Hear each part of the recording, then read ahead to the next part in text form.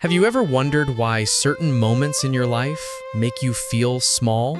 Almost like you're shrinking back into a version of yourself you thought you left behind?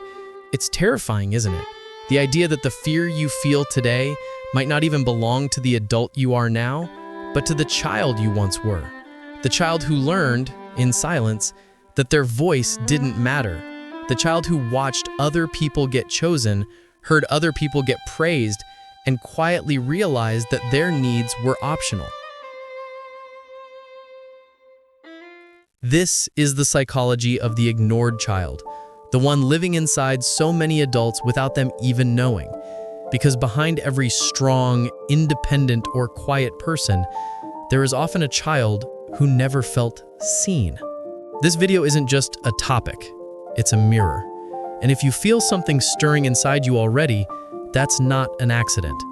Why do you apologize before you even speak, as if your presence needs permission? Why do you feel guilty when you finally express what you need, like you've committed some invisible crime? And why does silence, something so simple, feel like rejection even when no one has said a word? These aren't random habits, they're echoes. Why do you chase people who give you crumbs yet push away the ones who offer real care? Why does love feel safest when it's uncertain, and why does stability feel strangely uncomfortable, as if you don't deserve it? And here's a deeper question, one most people are afraid to ask themselves: why does any form of attention, even positive attention, make you feel exposed, almost threatened? If any of this sounds like you, then you're about to understand something you've never put into words. The ignored child never disappears. It simply grows with you, hiding behind your confidence, your overthinking, your avoidance, your people-pleasing, waiting for the moment you finally notice it. The truth is, an ignored child doesn't outgrow their wound. They simply learn to function around it, shaping their entire personality in ways they don't even notice. When a child realizes their emotions won't be met, they adapt by making themselves smaller, quieter, easier to handle. They become experts at reading the room, anticipating other people's moods, and minimizing their own needs just to avoid being a burden. And while this survival strategy works in childhood, it becomes a silent prison in adulthood. You start believing that wanting connection makes you needy, that asking for reassurance is too much, and that expressing pain is dangerous. You carry the lesson that love must be earned, not given. You learn that being invisible keeps you safe. You mistake self-neglect for strength. And without realizing it, every decision, every relationship, every insecurity is shaped by a version of you that was forced to grow up without emotional space. And now that ignored child makes sure you don't take up any space either. And that's where the ignored child shows up in adulthood in ways that feel confusing but painfully familiar. You become the person who says, "It's fine," even when it's not. The one who feels responsible for everyone's emotions but struggles to understand your own. The one who feels panic when someone pulls away, yet discomfort when someone gets too close. You grow into someone who over-explains everything, who tolerates disrespect just to avoid conflict, who clings to relationships that offer the slightest warmth because deep down you still believe love is something scarce. You mistake emotional chaos for passion because it mirrors the inconsistency you grew up with, and you label healthy affection as too much because your nervous system doesn't know how to receive it. You shrink in rooms where you should shine. You seek validation from people emotionally incapable of giving it, and you carry a constant fear of abandonment even when no one is leaving. These aren't flaws in your personality. They are survival behaviors, echoes of a childhood where being unnoticed felt safer than being disappointed.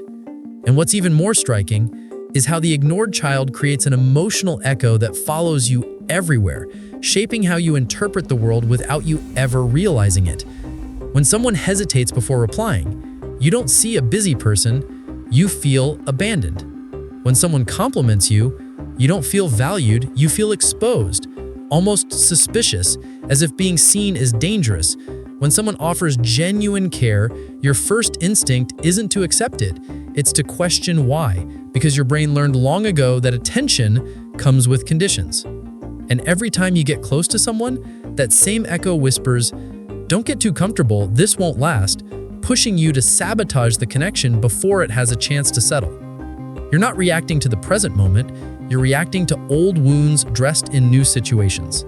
The adult you is trying to live, but the child you once were keeps pulling the strings, terrified of being ignored again. But the real turning point happens the moment you finally realize that you were never too sensitive, too dramatic, or too needy.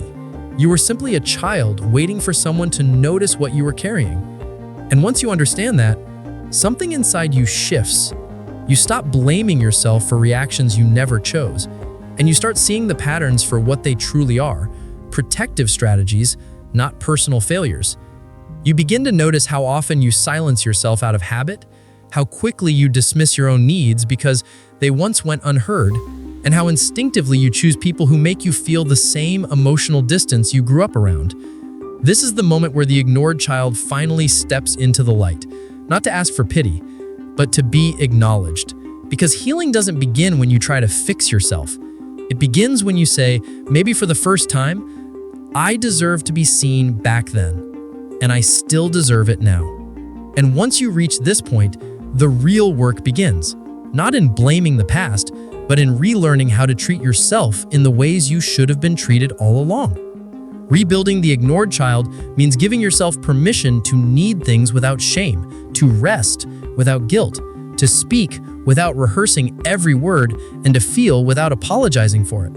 It means noticing the moments when you shrink and choosing, even slightly, to take up more space. It means catching yourself when you downplay your emotions and saying, no, this matters.